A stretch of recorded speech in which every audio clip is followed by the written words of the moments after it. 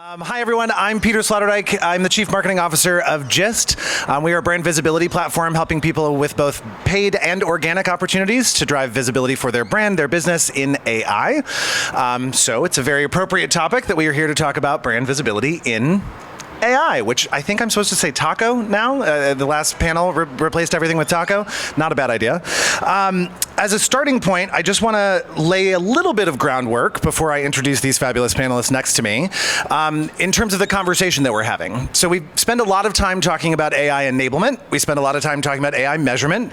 We spend a lot of time talking about AI as a general concept, but the sort of other area, the other bucket that we have the opportunity to talk about is what does it mean to market in AI? What does it mean for marketers to ensure that their brand is visible, found, seen in the right ways, right moments, and the right time for their business and to drive results? And so our topic here today is intended to kind of address that concept. We don't have all the answers, but we're certainly in the middle of the conversation. So I'm very happy to have Lindsey and Suruchi with me here, and I'll give them a chance to introduce themselves. Lindsey? My name is Lindsey Lurie. I have the privilege of leading our growth marketing organization at IBM and right here in Austin, Texas. Hi, guys. I'm Suruchi. I run the marketing team for Minted, and if you don't know what Minted does, we are in the premium stationery and home decor space.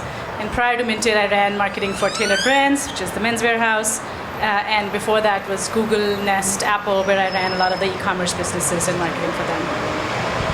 Fantastic. So as a starting point, Suruchi, I'm going to start with you. Broadest concept ever. How are you guys currently thinking about brand visibility in AI? And is it your responsibility? Is it analytics? Is it the website team? Where does it sit in your organization? Everybody's responsibility is AI visibility, is how I say it. It is definitely not analytics' responsibility because you have to build that visibility. The way we think about brand visibility is it's not actually very different than what SEO used to be, I want to say, a decade ago. And at that time, it was all about keyword rankings. And one day your ranking was high, next day somebody else and your competitor could put some interesting content out there and their ranking became higher. It's the same thing now. It's a visibility game. And LLMs are all work on consensus. I think you'll hear that a lot. So it's all about your on-site content, your off-site content, and getting that ready. But again, it is all relative, just like SEO keywords used to be, right? So that's kind of how we're thinking about it. That's really fair. I see it as moving from keywords to questions, right? We're taking our moment now to think about what are the questions people are asking, how are they finding our brands? Phrases, yes. Sentences. Exactly. It used to be so much simpler. Keywords was easier. How are you guys thinking about it? Yeah, I mean, I agree with you in the sense that it doesn't matter whether you're B2B, B2C, like, your employee base across, it's not just marketing's responsibility, it's how we show up. And oh, by the way, do we show up consistently? Are we clear on what the brand stands for? Because that's where, you can get into a bit of trouble on this path. Where are you seeing the triggers for the consistency and for the quality? What levers are you all pulling to think about driving those particular outcomes? Yeah, I mean, I think if you were, thinking about SEO in the past, now you're thinking about geo, and you're thinking about, how does the information of today match? We're a company that's over 100 years old, so there's a lot of information out there about us. Today, what we stand for is, a very clear mission around hybrid cloud and AI for business. But, there's a lot of things that can trigger, how the brand shows up today, pulling from all kinds of different sources. So it's really important that, we are crisp, we are concise on what the brand stands for, and, all over the world.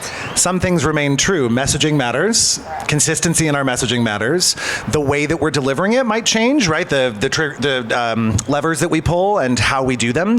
But again, principles apply, right? Our jobs haven't changed materially, just the tactics we use to deliver on our goals. I'm going to say the being more authentic to your brand is required now, because it's getting very hard to tell what's AI, what's human, and the way you're going to tell your story has to start to stand out, right? So a lot of people kind of talk about, attention spans are tiny, lots of content is out there, but the content that people are going to pay attention to is going to be the one that feels real in a world of deepfake. So I think so brand guidelines, brand ethos, things that we used to matter even more now. Is there an opportunity, or have either of you found an opportunity yet from a paid media point of view? We're talking a lot about organic and our content delivery and how that's influencing. Have you found opportunities yet on the paid side, and what does that look like for you? Suruchi, I'll start with you. Yeah, I actually coined a term. Everybody's welcome to borrow it, AEM, just like SEM. So yes, actually there are a lot of beta programs that you can take part in. Perplexity is running one, OpenAI is running one. And OpenAI actually reached out to us last week about taking a part in their, wow, it is actually loud here, taking part in their paid placements. The minimum entry point, $250K, with a $60 CPM. $60 CPM. So, hefty. So it is a little hard pill to digest. But again, maybe $60 CPM is the new baseline, right? And we don't know yet. We don't know that yet. Yeah. And so unless we give it a try, how would I know? And coincidentally, one of my goals this year is to drive over $1 million in measurable AI revenue. I was like, how do we do that? And how do you even justify it until I go and start spending? Hence the Sure. AEM. Yeah, absolutely. Lindsey? Yeah, for me, it's, how does media fit in the journey now, right? So, it's a completely different funnel than it has been in the past for marketers, and oh, by the way, how we engage with sales. Yep. And I think more and more about a personalization. I think about the experience and where does media fit into that as one component. Content is also intertwined into that journey. So, does it feel reminiscent of social for either of you? Just at the beginning of social, when we were trying to figure out paid and organic and how do they work together? Is it an all boats rise situation? What's the right mix? What's the right mix? Yep. What content is worth putting paid behind? Are we promoting things? Are we doing advertising? Right? All the same series of questions. Suruchi? Yeah, exactly. And I think the more social media developed, the type of content you were creating at the start of it started to morph. And now what works in Instagram versus TikTok versus Pinterest, like all of that is different. You kind of have to think about SEO, GEO in a similar vein, right? So all of us for the last, 10, 15 years have been building content articles. Those content articles do not serve an LLM. I kind of talk about how LLMs are lazy, right? And they don't want to read through a 500-page essay. So you have to make sure that you are summarizing, you're making sure your brand name is showing up consistently. So all of that work that you did just has to be retouched and gotten ready. So I think it's that similar way. Yeah, we're building for LLMs as opposed to consumers, or really we're building for both, right? Because the consumer hasn't gone away, just discovering us in a different way. I would be remiss if I didn't quickly point out that if you're looking for something less than the $250,000 price point, have a conversation with Gist. We'd be happy to talk to you about paid opportunities. But I think what's interesting about that price point for me is that I see it as an indicator of you have to have enough risk tolerance to try what this is going to look like. Paid media in AI is brand new. We're figuring out what it looks like. We don't know what the CPMs are going to be. We don't know what targeting looks like because it's not targeting like we talked about it before. So there's a lot more questions than there are answers. Lindsey, I'm curious on the B2B side, when thinking about, again, the partnership with sales, has some other component become increasingly important? I think about experiential and the in-person experience of that one-to-one touch point. How are you guys seeing it as a partnership with sales internally to make sure that we're capitalizing, yes, on the AI opportunity, but outside of that as well? Yeah, you have to think about the end-to-end experience. And oh, by the way, the perception of your brand is changing. It's no longer that human person as the front door. And so you just have to think differently and make sure those handoffs are increasingly tight. The lines should become blurrier and blurrier between marketing and sales in this world. I agree with that. You talked about sentiment and how people are seeing your brand, how people are experiencing your brand. I think one of the things I love most about AI visibility for my brand and for the brands that I get to work with is that sentiment now has a much more important place in the conversation when we're thinking about organic presence in AI. The LLMs are weighting sentiment in a very different way. How are you thinking about reacting to, influencing, planning for sentiment? Because we used to have a really soft metric around sentiment and it was hard to invest in that. Is that conversation getting easier in this new world?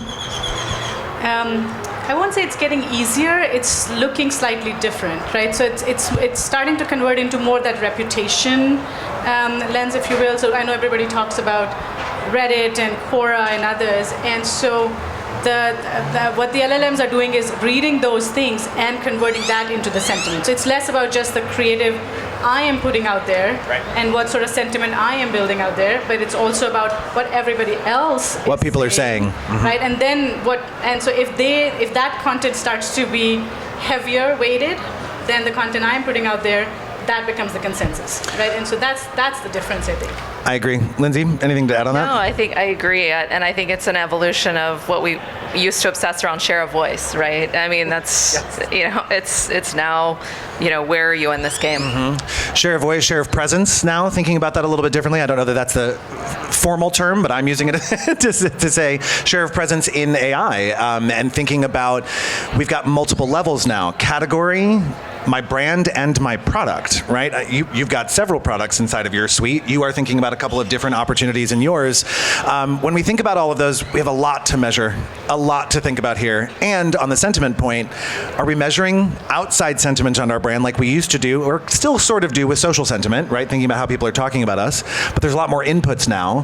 What does measurement look like for you? And again, more questions than answers at the moment, but how are you thinking about measurement in the context of your presence in AI? I think if you had asked me this question even three-ish months ago, I would have said, I'm flying a lot more blind.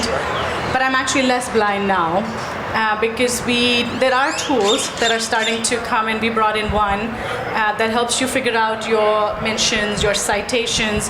But not just that, it actually also tells you quite a bit of query fan outs. How many types of content is it actually crawling before it gives you a score?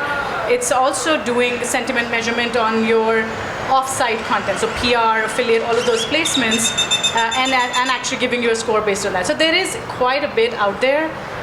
We're still at the baseline level, right? So we have to use this to set a baseline before we can say, are we doing good or not? What are you doing with the score? I will come to you in just a second, but I'm curious. You get all of these scores. What are you doing with that? Setting a baseline, like I said, right? So it's like we don't know if this is good or bad yet because we don't know how many mentions is a good mention, how many citations is a good citation. Yeah. But that's what this year is going to develop. So it's the same thing as keyword ranking, right? So up and down, but at some point you got to a baseline and then you started to say, I'm worse now or I'm better now. Right? Starting from zero, we've got to set the baseline. How are you thinking about measurement? I think it's also an interesting in a world where, historically we would want to compare ourselves. How are you doing year to year? Yeah. And this is no, give us a minute to reset here, right? And to have the business, marketing can't do this alone. That is one thing I can tell you. I'm working with very different people now than I was 6 or 12 months ago. I'm working closer with the CIO or chief data office and analytics sides, in addition to product and sales. And again, you're all recreating this together. I'm sure it's been said 3 billion times this weekend at South by, but test and learn. It is just the game of test and learn across all of those departments, right? Not just within marketing context. I wonder, so we talked about scores. We talked about setting that baseline. On the kind of next part of measurement, what action does it influence? I'm curious if we are missing the why. So we have the score, right? You talked about we don't know what the baseline is. I agree with you, we don't.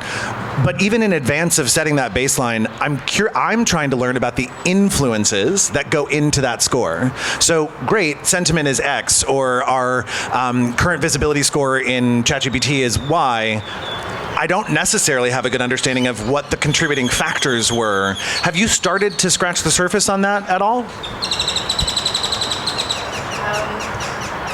Yes and no. I think that what I was talking about, how profound can tell me this article or this placement that I bought in, say, a Vogue actually got cited. Yep. And Minted's name came up. That's kind of the thing that I'm starting to pay more attention to. So when my team comes and says, why don't we do a partnership with Elle Decor in my space, or a bride's magazine or something like that? The first question now is, how is their LLM ranking? Right? So are they investing in AEO before I can say yes, go work with them? Because ultimately, all of these placements that used to be awareness placements are now becoming in service of this AI world. Right? So I think it's more that sort of. So it's not necessarily answering the why, but it's more like the what is informing it, and which will then say, why should I go play in that world? I think that's really fair. We think about high authority publications, right? And the high authority as ranked by the LLMs, where's the information coming from? Is it a higher order publication? I'm using Vogue as your example. Well-respected legacy around for a long time in your space. But is it good for LLMs? But is it good for LLMs? We don't have the answer yet, but we're learning. And you're right, that getting that next piece of information is super helpful. In the context of B2B, does that look different for you? I think it's a data point, right? But it has to be taken in the context of a lot of different components. And then how do you use that information to continue to elevate your journey and personalize that experience? We've spent a fair bit of this. As if it wasn't loud enough. Just take a break, take a moment, breathe. Let the resources get where they need to. It's all fine. When thinking, we've spent a fair bit of time talking about visibility, what's driving that, et cetera. If we take a step backwards and expand our aperture a little bit, we've identified that there's a lot of influences. We don't necessarily know all of them yet, but a lot of influences in what's working in AI. As you think about the rest of your mix and all the things we've been doing for a long time, is there anything that's just completely fallen away? Is there anything that you're just not even thinking about in the last 6 months, in the last 12 months, that has just is no longer a part of your mix, is no longer a part of your consideration set in terms of social, tactics, media, any aspect of what we do? Big question, I know. No, I would say no more standalone one and done tactics, and just the consistency is key. Like in this space, previously we might have thought massive launches, right, left, and center, but now it's like, how do we bring a unified point of view and just be really consistent each and every day to influence the perception out there. Consistency being key, yeah. I'm going to say print media, for sure, is out. It was out, but there is no way it can survive in this world. But I think maybe the right way to think about this question is not just what's out, but what's changing. So it's like, I know you talked about, the panel before us was talking about skill sets and stuff, but it's like your agencies have to change, your vendors have to change. So things you were not focused on or sort of were thinking about it have now become critical. So I think that's maybe the conversation we should have. There are things that we will have to, they will have to draw because some of the big publications may not be the right ones. So I think some of them will just drop off. But it's things like, who understands how AEO works? And data on your site, is that working or not? So how are we thinking about data enrichment, metadata creation? All of those things used to be in the back of our heads, right? And now it's like, but LLMs, so actually somebody said this very nicely to me, think of LLMs as a visually impaired person visiting your site, right? And so we used to talk about accessibility being very important, all the image metadata being important, but now that's crippling if you don't have it. And so we just brought in a vendor called Unbound AI. They're all about just data enrichment. So if I don't do that, I can't do anything else, right? And so I think it's the conversations that used to be there, sort of there, are now becoming more important. As a result, some of these other things will just fall off by default. I think that's fascinating, the visually impaired analogy, and thinking about that experience for the LLMs. They're going to get smarter. They're going to change the way they see things. And you've brought up the point of consistency several times.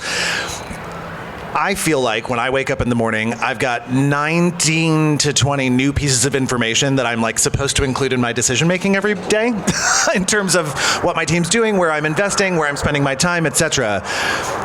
That is the opposite of consistency in a lot of ways. So do either of you have, what does that consideration look like for you in the morning? Are you experiencing something similar? And how do you block out the noise? Hype versus strategy? What are you including? What does that filter look like for you? Lindsey? I think it comes down to the data are you taking a data-driven approach? Are you basing it just on the one gut reaction of the day? Yep. Are you thinking about this as a pattern over time? And it's really easy in this world to get distracted by, the headline of the day. Yeah. But you have to stay true to what your brand, stands for and say, is this in service of it or is this a distraction? I'm going to say the opposite. I'm a very data-driven marketer. That is the world I grew up. I'm an engineer by qualification, so data is my friend. But in this world, I feel like data is not there. Like if I'm going to be just rooted in data, I do not know how to make that decision anymore. So I think a little bit of in this is keeping an open mind, going a little bit with your gut, but then also bringing on, just being very open to, I get like 6 or 7 demos in a day now, and it's like, and half of them are telling the exact same story. So, being able to tease apart the story, and people who are winning are like, I can do a prototype with you in 2 weeks and show you results. I was like, okay, maybe that much I can invest. Yeah. Because I don't think data is my friend right now on this one. It generally is. Because it's the lack of data. And I will say, I think you guys are excellent examples of being in different stages. You, as a tech company, IBM, thinking about that, you have a rich data store in your foundation from which to pull, and you have a legacy brand from which to pull. That drives consistency, I think, quite nicely. For you, at the beginning of Minted's journey, right, it's a different story. So I think perhaps gut instinct and an openness to take advantage of the new information being given to you is necessary. When I think about consistency, it has different layers, right? Consistency of brand, not something we want to mess with. We want to keep our brand stories identical to yesterday, right? In terms of how we're moving forward. But how we deliver it is the thing that we always get to change and adjust and test and learn and figure things out. As sort of a last question, brief and bold is always my favorite way to end, and invite you to make a bit of a declaration, if you will. If there's one thing everyone in this room should go back and do on Monday at Tuesday, I'm going to say Tuesday at this point because tomorrow's a wash, but should go back on Tuesday and start doing immediately to get ahead of this shift that we're all experiencing, what would they do? So I would create a safe space to experiment, to innovate, to accept that it's not all going to work out exactly how you want it to, but just saying that to your teams will make a huge difference in how quickly you embrace this chapter. Establish the sandbox of safety, as it were. A friend of mine used to use that phrase all the time for testing and learning. Like, Very it's much okay for it to fail. Yeah. And I'm known to not follow rules, so I'm going to give you 3 things. I love 3. The first one is really, understand what are your top search keywords on your website, and then open up 4 or 5 different LLMs, your ChatGPTs, your Geminis, and others, and see what do you show up. Are you even out there